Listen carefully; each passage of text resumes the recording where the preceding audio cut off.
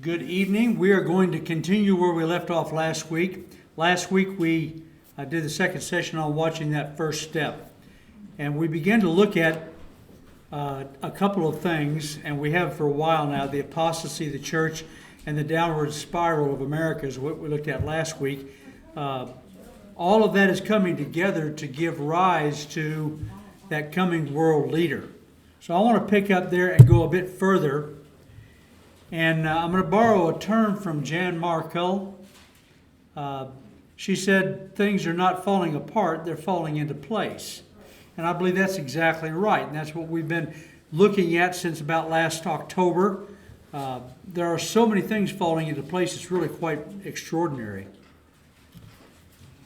So tonight we're going to look at some of the tipping points, the events that are helping bring this about.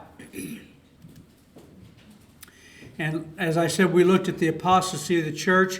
You realize people would not do some of the immoral things that we see taking place in America 30 years ago because the church is apostate in America.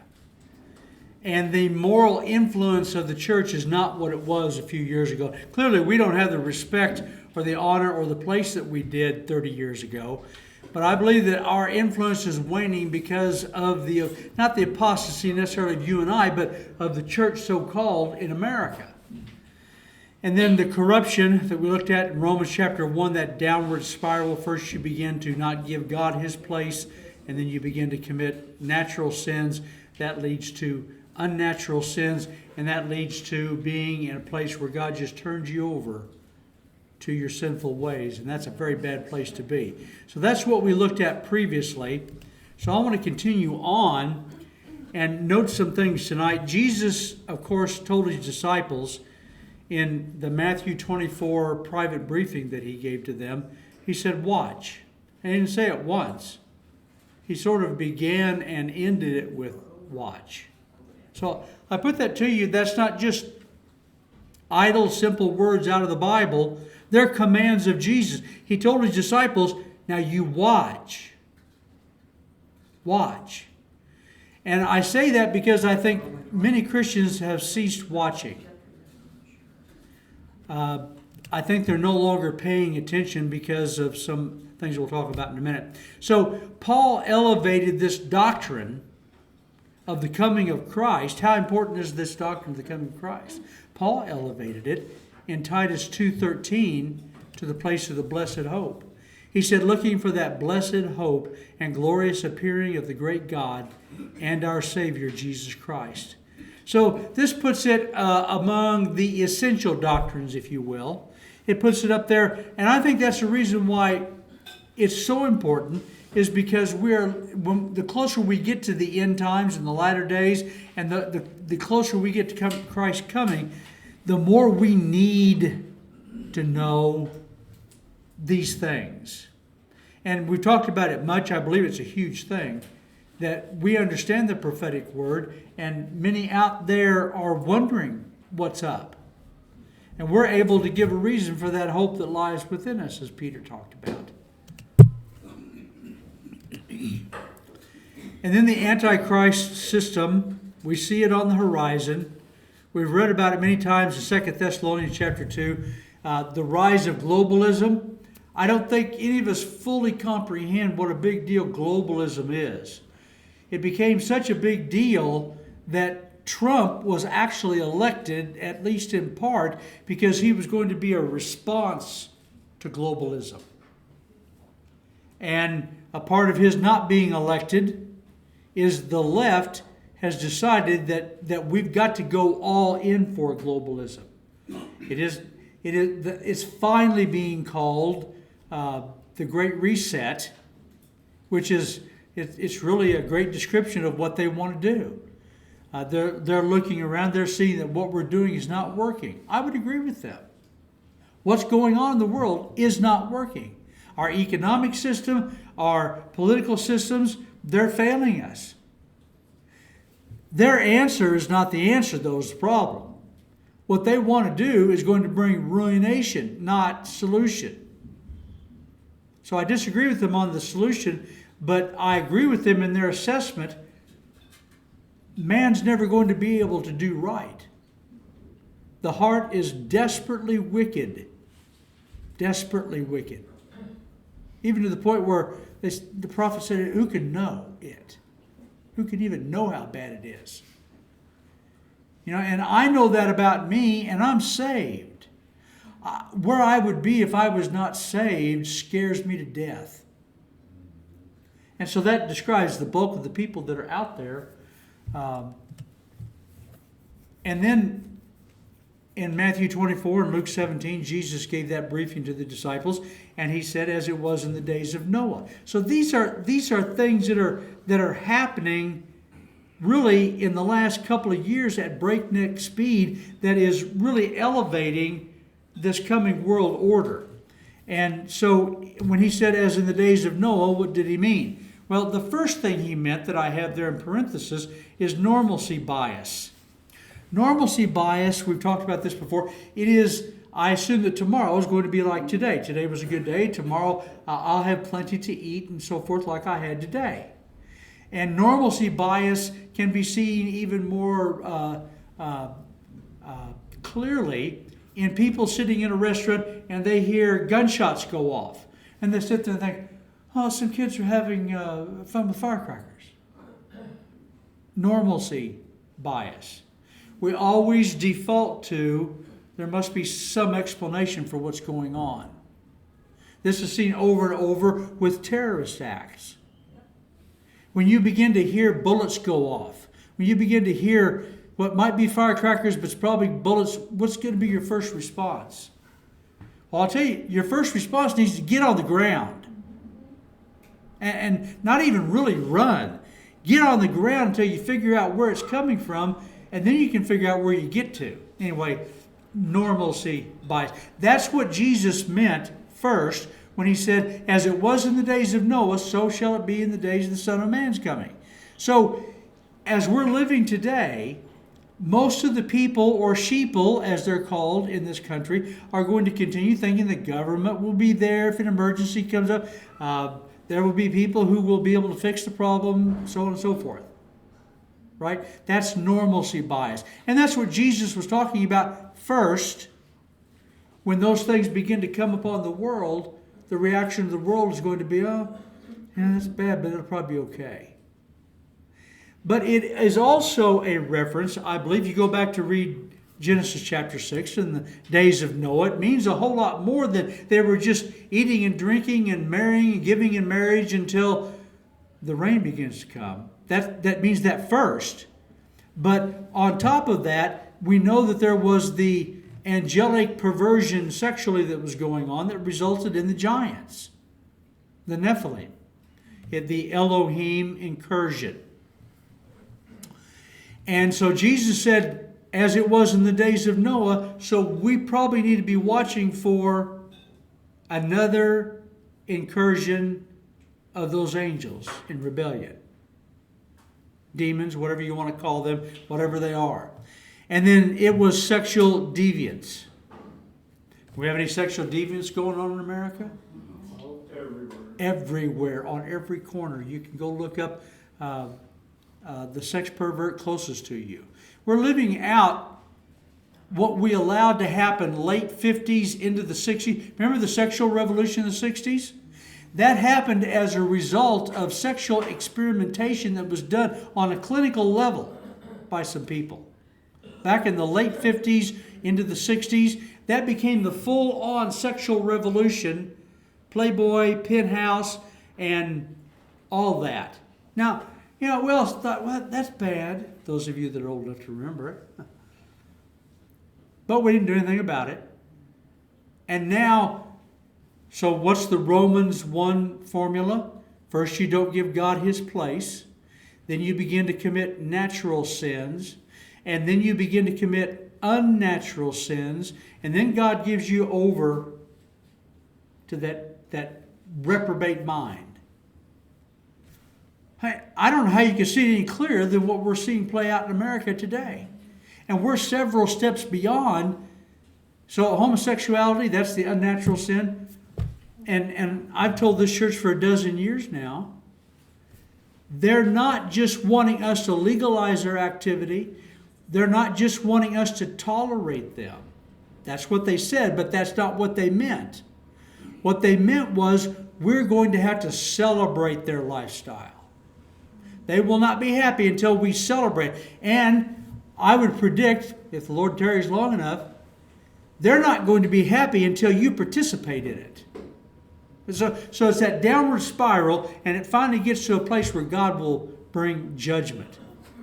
And then it says in Genesis 6 also that the earth was filled with violence. So we can anticipate that if Jesus knew what he was talking about, and I think he probably did, if anybody does, Jesus did. He said, the days just before I come, it's going to be a world filled with violence. Got any violence going on in the world? Who could have dreamed of the terrorism that's going on in the world 20 years ago?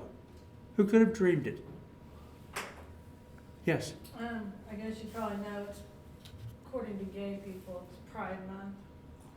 So I'm getting all these emails from these stores that I didn't even know supported them. And there's so many of them. Kohl's, PetSmart, Petco. So if you go to the bottom of an email like that, there will be a little tiny thing that says unsubscribe. Yeah, that's what I've been doing. But I didn't even realize it was gay, or it was... Well, and so they call it gay pride. Don't we love to? We like to redefine what things really are. We don't have commit adultery or fornication. We have an affair. So this is not about pride. No, it makes me mad because it's rainbows. Well, it's way worse than that. It's about you having to get out there and watch a parade where they do stuff in that parade that I won't even tell you about tonight. Yep, we saw it one time. Okay, so the violence that's going on in the world today was predicted. Jesus said this is what would happen. So we're not really surprised by it. We're all in that normalcy bias. I mean, that's the way human beings are. So we are kind of surprised by it, but if anybody shakes himself out of it, it ought to be Christians. Paul said, it's day. All right, and you know the night's coming. So we're not going to be overtaken by these things. We understand exactly what's going on. Things are not falling apart. They're falling into place. And then Jesus said also in that private briefing, he referenced these two times, the days of Noah and the days of Sodom. Again, the normalcy bias. He was referencing that, and that's the first thing in the context of what Jesus said. People are going to be doing everyday things, and they're going to think their lifestyle is everyday, okay, and normal, and they're just going to go right off. You know, think about when Noah completed the ark, and God brought all of the animals into the ark, and Noah and his family went into the ark, and it says that God shut the door, and it began to rain. And when it began to rain, nobody knew what that was. Nobody knew what that was. It hadn't rained. And it didn't stop raining. And it rained a deluge. And beyond just the rains coming down, the waters came up, as our little children's song says. They actually say that the deeps broke open and the caverns that were underneath collapsed, forcing water under tremendous pressure up like geysers. And there was probably more water that came up than there was that came down. When all this begins to happen, so if that water was as superheated as scientists say that it was, superheated water, okay, so we're painting a very bad picture here. At that point, there were no unbelievers on the earth. They were all believers in what Noah had preached for 120 years. He preached for 120 years that judgment was coming. And when that door closed on the ark and that superheated water began to be a real thing, there were no unbelievers. But it was too late. And so it will be in the days when Jesus comes back. People that we tell about the rapture, people that we tell about judgment that's coming, people that we say it's not about gay pride, it's about perversion, people that we say these things to, many of them are going to believe what we said, but too late. So, and then Daniel chapter 2. There was a statue. Daniel interpreted the dream that Nebuchadnezzar had in Daniel chapter 2. Daniel said, hey, don't kill my friends, the Magi, because they couldn't interpret the dream. He said, let me have a shot at it. I know a guy. So he went to that guy. That guy told him the head was of gold, and that's Nebuchadnezzar, and right on down through, the legs of iron, Rome, and right on down to the feet. The feet were different. The feet were partly of clay and partly of iron. Meaning it's going to be a revival somewhat, or kind of the conclusion to the old Roman Empire, but it's not going to be as strong as it was. It's going to be iron and clay.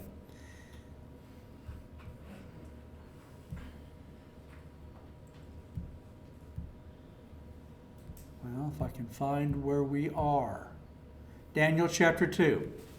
So in verse 43 of Daniel chapter 2, it says, Daniel revealing, he said, whereas thou sawest iron mixed with miry clay, they, underline that, they shall mingle themselves with the seed of men,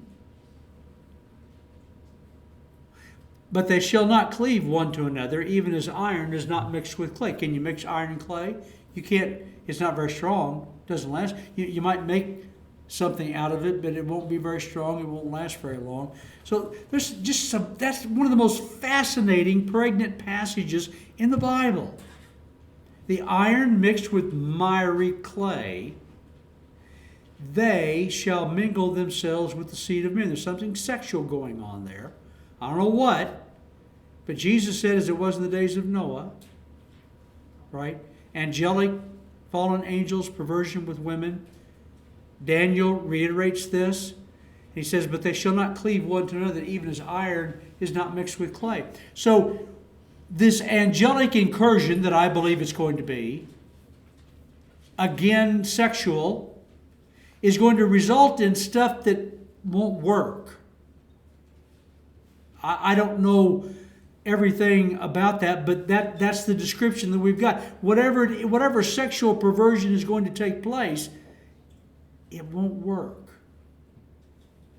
It's not the way God designed it.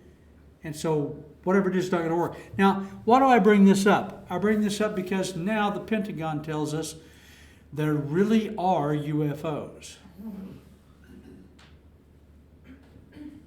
Are you convinced? It's a diversion to keep us from looking at what's going on. Well, that could be that. Yeah, the tail wags the dog.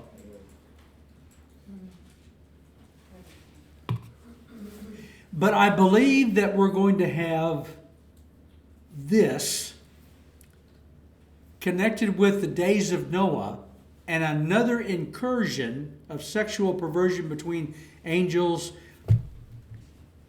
And so these angels of light, as they're going to appear, I believe that's what the aliens are going to, they're going to be called aliens. I believe that's why I believe we're being set up for this. You know, in all my lifetime, I remember as just a wee lad sitting in Lee Summit, Missouri, on Pryor Road, watching Star Trek. Space. The final frontier. And I don't know if you can remember the mentality about space back then. We were just going into space. Right? We hadn't gone to the moon yet. And so Star Trek. And that then was followed when I went into the ministry, moved to Hannibal Grange College. When I got there, Star Wars came out. In a galaxy far, far away. And it was long ago. So my point is, we've been being set up for this for a very long time. Who doesn't believe in aliens today? I doubt there's hardly anybody who doesn't believe in aliens today. Now, you and I know what they are. There are no other peoples on other worlds. That's not what I'm talking about. I'm talking about whatever this is. These aliens are coming. Remember I told you that the Pope said, not the Pope, the Vatican was asked when talking about their, the Vatican has the largest telescopes and telescopic systems in the world. Did you know that? I've Now, heard that. why? Well, there's maybe multiple reasons. They might be able to give some very good reasons. But I believe that one of them is that's going to be the religious system of the false prophet. And so the Vatican was asked a while back, it's been several years now, like maybe 4 or 5 years ago. When aliens come to the earth, will they have to be saved through the Catholic Church? And the Vatican's response, when they come, they will show us the way.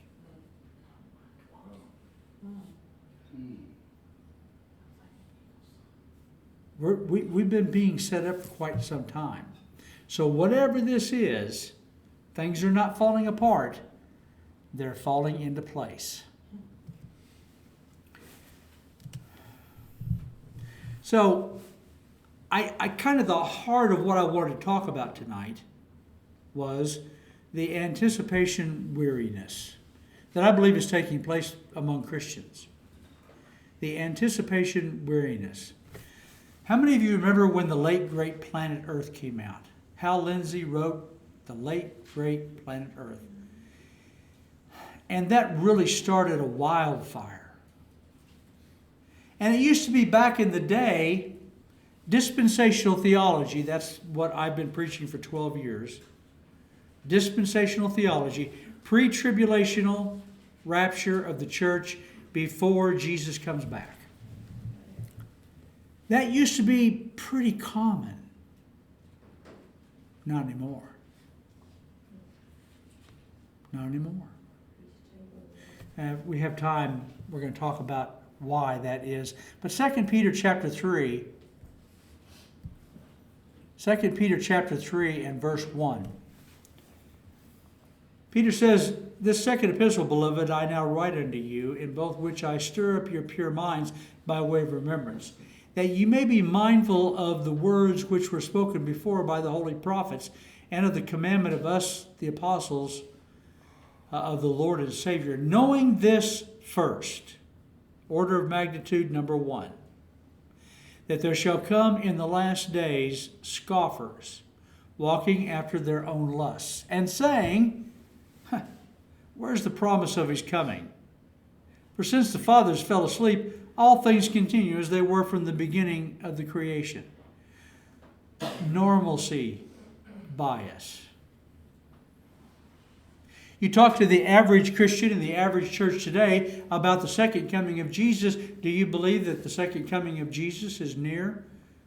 And you will get second coming of Jesus. I've been talking about that the whole time I've been alive. Am I right? Yeah. People are getting weary. Reminds me, I think the clearest picture we have of this is an Old Testament type of Christ, Moses. Moses was a type of Christ in so many ways.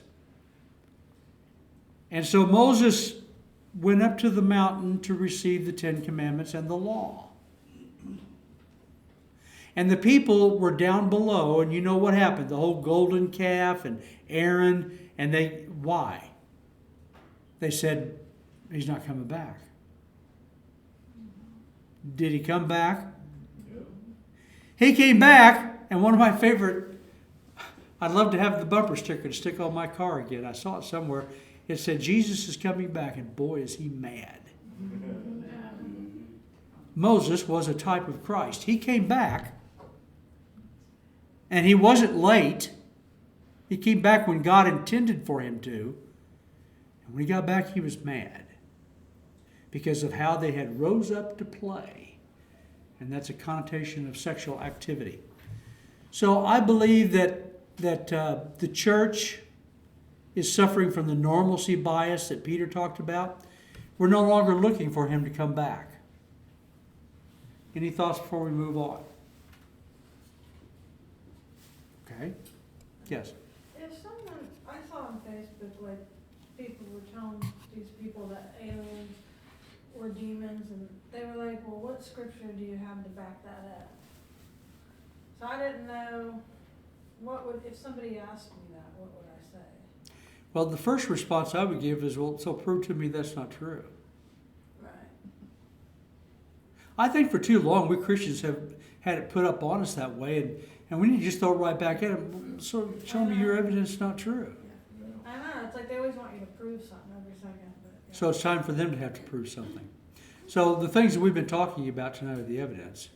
And if they want to throw that on you, you could say something like, so you believe in demons, do you? Right? You believe in the supernatural? Yeah. Is the whole Bible believable on the supernatural? Go back to Genesis. The result of the sons of God and the daughters of men were the giants. So you believe in that, do you? Well, they're not going to want to say that. Mm-hmm. Put them on the defense. Okay. Okay. The next thing is anti-Semitism. Is that growing in the world today? Evidently. There was a thing after World War II. It began to be a saying. It began to be a movement. It began to be an every year thing. Never again. Never again. 6 million Jews. Never again. And yet, and I wouldn't have thought it was possible for it to move as fast as it has. Here we are.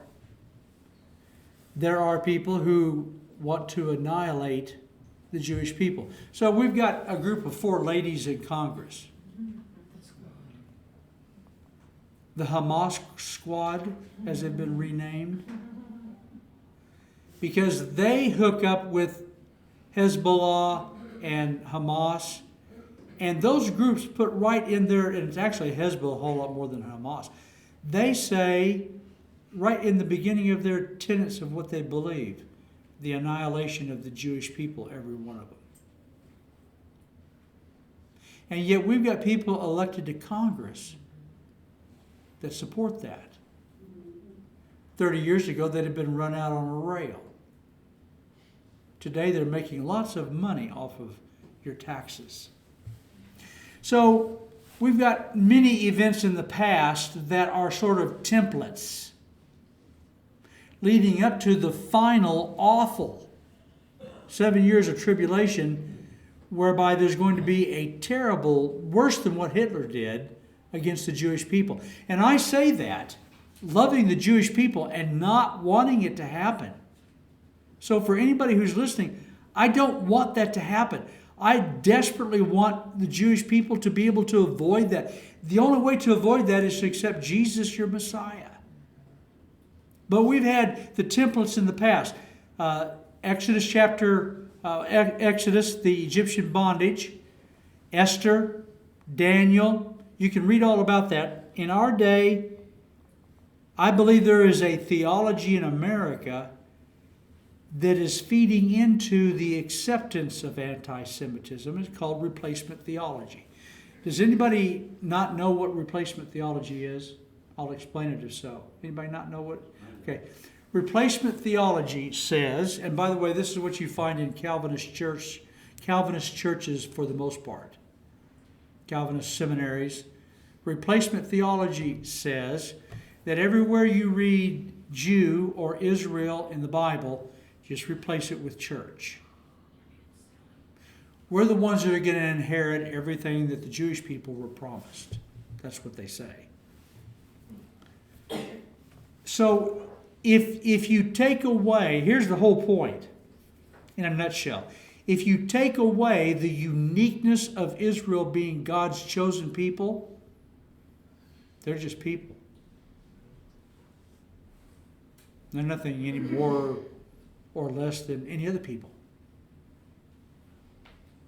But if they're God's chosen select group of people, who Abraham was given the promise, your descendants are going to bless the whole world. And anybody who blesses them, I will bless. Anybody who curses them, I will curse. If you believe that, that's the opposite of replacement theology. So, Reconstructionism, that's kind of connected to replacement theology, is kind of the same thing. Reconstructionist David Chilton said that ethnic Israel was excommunicated for its apostasy. Okay, he's talking about 70 A.D. when they crucified their Savior, and as a result of that, God brought the judgment of Titus and Rome down on Jerusalem. They were destroyed and scattered among the peoples of the earth. He says ethnic Israel was excommunicated for its apostasy and will never again be God's kingdom. Now, the first half of that's true, second half is not. Chilton says again, the Bible does not tell of any future plan for Israel as a special nation. Reconstructionists believe that the church is now that new nation, which is why Christ destroyed the Jewish state. Reconstructionists DeMar and Lathart have said, in destroying Israel, Christ transferred the blessings of the kingdom from Israel to a new people, the church. Reconstructionist David Chilton said that, I messed up my notes. Oh, I duplicated my notes. Sorry about that. So that third quote there is actually new. Reconstructionist Ray Sutton teaches that God permanently divorced Israel. Permanently. Now that's not what the Bible said. The Bible said that those promises that were made will be fulfilled, just as God said that they would be. There's going to be a millennium in which there's going to be God's chosen people that are going to have accepted their Messiah, and they will be blessed. So we began with looking at what Paul said to Titus about looking for that blessed hope. I want you to stick with me. Looking for that blessed hope and the glorious appearing of the great God and our Savior Jesus Christ. The two verses previous to that tell us how to live. If that's true, if you believe Jesus is coming back, if you believe that's the blessed hope, look at what Paul said in verse 11 and 12. For the grace of God that bringeth salvation hath appeared to all people, teaching us that denying ungodliness and worldly lusts, we should live soberly, righteously, and godly in this present world. If I'm right, and let's face it, when was the last time you knew me to be wrong? If I'm right, the church in America is suffering from normalcy bias, and they're no longer looking for the coming of Christ, and it's apostate. That makes it much easier to begin to live ungodly, unrighteously. See, things follow things. Things happen for reasons. If I come to the conclusion, Jesus is not coming back, that really doesn't make any difference how I live tomorrow then. But if you believe the blessed hope, this tells you how to live. You need to live godly, sober, righteous, godly in this present world, denying all the worldly lusts. Nothing new there, just a reminder. If you're not suffering from normalcy bias, wake up. Of all the times to be living righteously, this is it. Of all the times to be telling the truth, of all the times to not be stealing, of all the times to live as a bright shining light in the midst of the darkness, it's today, just before Jesus comes back. So that's my reminder to us tonight. I believe you believe in the blessed hope.